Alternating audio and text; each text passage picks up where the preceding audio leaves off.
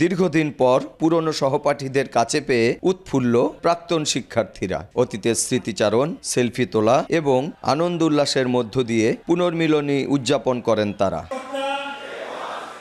পবিত্র কোরআন তেলাওয়াত, গীতা পাঠ, শপথ গ্রহণ ও আর্কাইভ প্রদর্শনের মধ্য দিয়ে শুরু হয় বিদ্যালয়ের শতবর্ষ পূর্তি উদযাপনের আনুষ্ঠানিকতা। পরে শতবর্ষের স্মরণিকা উন্মোচন, প্রাক্তন শিক্ষার্থী ও শিক্ষকদের স্মৃতিচারণ সহ তাদের সম্মাননা প্রদান করা হয়। তরুণ থেকে বৃদ্ধ বয়স পর্যন্ত বিভিন্ন ব্যাচের প্রায় 2500 প্রাক্তন শিক্ষার্থী ও শতাধিক শিক্ষকের অংশগ্রহণে আনন্দময় এক মিলন মেলায় পরিণত হয় বিদ্যালয় প্রাঙ্গণ। বন্ধুদের যে ভালোবাসাটা এটা নিয়েই যাব, যাতে আগের বাকি যে জীবনটা আছে ওই জীবনটা এটা স্মৃতিটা হিসেবে থাকে আমাদের। এটা অসম্ভব ভালো লাগার অনুভূতি।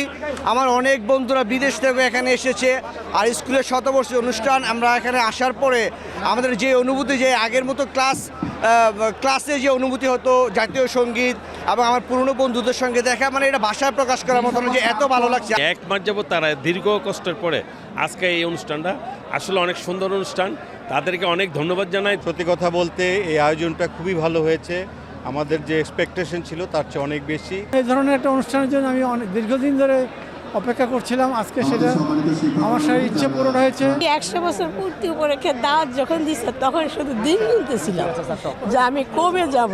আজকে ঘুম থেকে উঠেই সেই অবস্থা করে আসলাম। অনুষ্ঠানকে সাফল্যমণ্ডিত করতে গত 1 বছর ধরে বিভিন্নভাবে প্রস্তুতি নিয়েছেন আয়োজকরা। সব ধরনের প্রাক্তন যারা স্টুডেন্ট সবার স্বতঃস্ফূর্ত আমরা সাড়া পেয়েছি, আর মোটামুটি 2500 স্টুডেন্ট এবং আমাদের শুভানুধ্যায়ীদের আগমনে আজকের এই ফেস্টিভ একটা মুড, এবং আমরা আশা করি এই শতবর্ষ উদযাপনের মাধ্যমে স্কুলের সর্বাঙ্গীন কল্যাণে আমরা অবদান রাখতে চাই।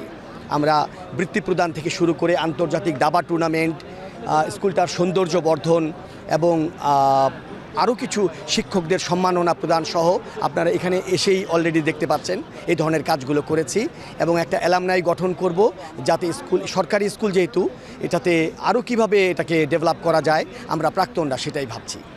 1926 সালে ডক্টর মোহাম্মদ শহীদুল্লাহর উদ্যোগে ও স্থানীয় গণ্যমান্য ব্যক্তিদের সহায়তায় প্রতিষ্ঠিত হয় নারায়ণগঞ্জ আইইটি সরকারি উচ্চ বিদ্যালয়।